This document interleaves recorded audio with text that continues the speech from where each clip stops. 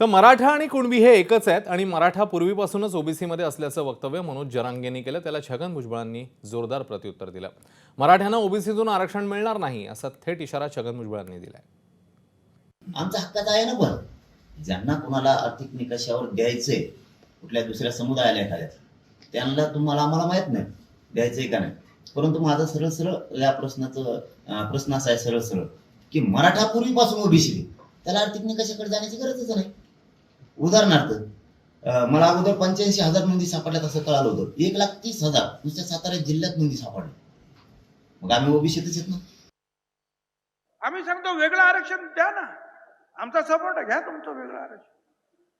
पण नाही इथेच घेणार, याच्यातच घेणार, कशासाठी घेणार मला त्यांना विचारा.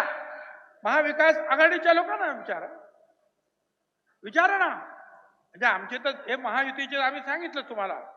मग शिंदे असतील, फडणवीस असतील किंवा अजितदादा असतील, ओबीसीला धक्का लावणार नाही म्हणून सांगितलेलं आहे. एबीपी माझा, उघडा डोळे बघा नीट.